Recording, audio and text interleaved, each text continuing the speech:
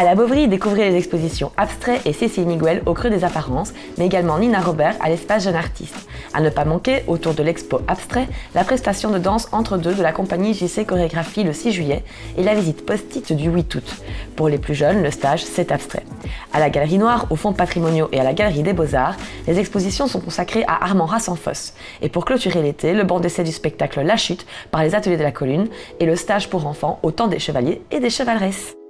Bonjour à tous, pour cet été, les musées vous proposent un très beau programme d'exposition. À la Bovry, jusqu'au 18 août, l'exposition Abstrait propose une sélection d'une centaine d'œuvres qui retracent l'évolution de l'abstraction depuis sa naissance au début du XXe siècle jusqu'aux expérimentations les plus contemporaines.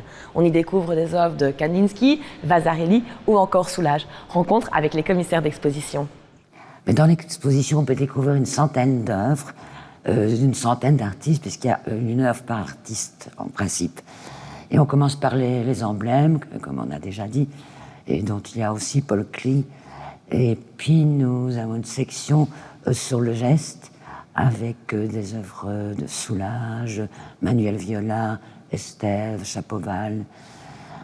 Et ensuite, nous passons à la forme, donc des œuvres plus géométriques, comme Magnelli, Robert Delaunay. Ça, c'est dans la salle médiane. Et puis après, nous passons au signe, ou plutôt la trace du signe, avec des œuvres plus basées sur une sorte d'écriture, avec des œuvres d'Autremont, Mortensen, Viala, sculpture de Bury aussi. Et pour aboutir, en fait, après, au tout contemporain, qui sont dans la dernière salle, avec des œuvres assez spectaculaires de Serra, de Michel Mouffe, de Matsutani, artiste qui fera d'ailleurs une performance lors de l'ouverture.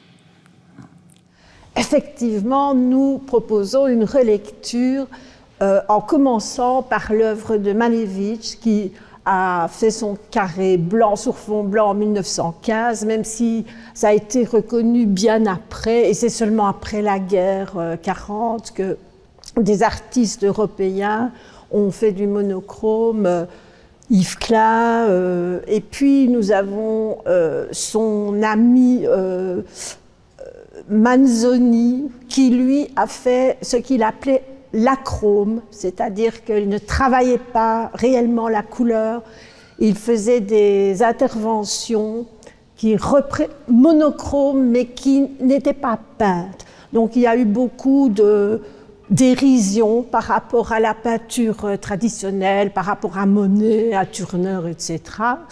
Et puis, il y a les Américains qui ont commencé à faire du monochrome, surtout dans les années 70-80, ça a été très intéressant.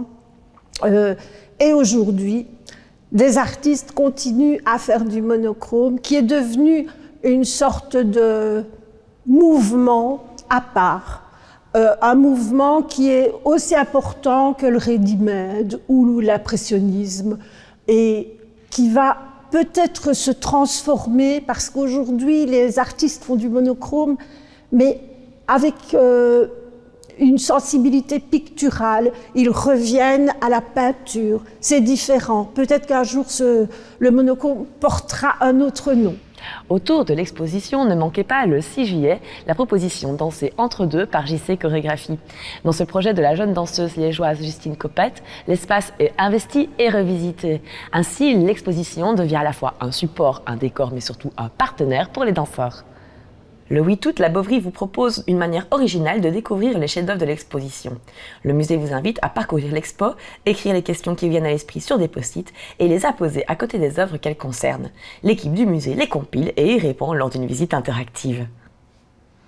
Et pour les plus jeunes, entre 6 et 12 ans, le musée propose le stage C'est Abstrait, au cours duquel ils partiront à la rencontre avec les approches artistiques d'aujourd'hui.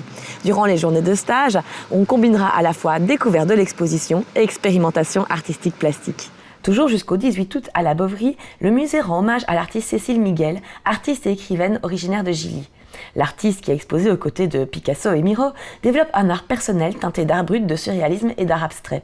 Béatrice Libert, commissaire d'exposition, nous révèle le lien qu'entretient Miguel avec la poésie. Cécile Miguel est non seulement peintre, mais poète. Elle a publié de son vivant plusieurs recueils de poèmes aux éditions de l'Arbre à Parole, par exemple, aux éditions du Taillis-Pré. Et nous venons de publier, vu cette belle rétrospective qui lui est consacrée, une anthologie de ses poèmes intitulée « Où jamais personne n'arrive ». C'est un choix qui a été opéré par Yves Namur et qui est publié aux éditions du Taillis-Pré, maison qu'elle a aidé à fonder en fait avec son mari, puisqu'il y a 40 ans que le Taillis-Pré existe, et c'est grâce à un premier livre de Cécile et d'André que la maison d'édition est née. Donc les liens de Cécile Miguel avec la poésie sont intenses. Et elle est très proche de beaucoup d'écrivains. D'ailleurs, dans certains tableaux, vous verrez des citations poétiques, soit de son mari, soit d'autres poètes belges ou français.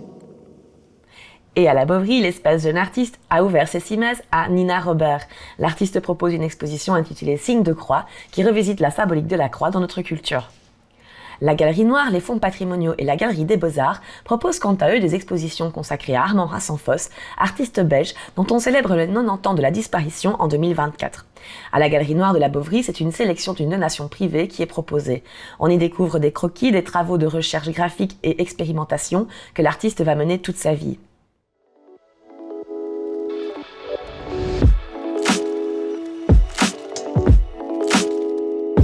Et pendant la belle saison, la navette fluviale vous permet de relier les différents musées. Et aux fonds patrimoniaux, ce sont des ex-libris, des ouvrages rares, des affiches et des publicités créées par Armand Rassenfoss qui sont proposées. À la Galerie des Beaux-Arts, par contre, ce sont des peintures sorties des réserves du Musée des Beaux-Arts, mais aussi provenant de la Fondation Roi-Baudouin. Les 12, 13 et 14 août, ne manquez pas de découvrir le spectacle La Chute.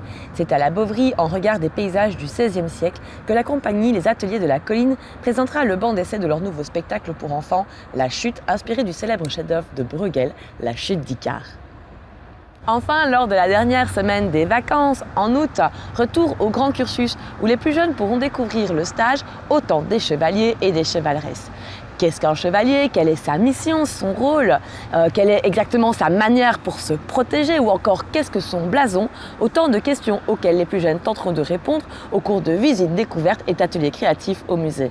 Quant à moi, je vous retrouve à la rentrée pour la désormais traditionnelle exposition Ampis, le rendez-vous de rentrée à la Bovry, qui propose une carte blanche aux différentes galeries et centres d'art de la région. Et d'ici là, je vous souhaite un très bel été.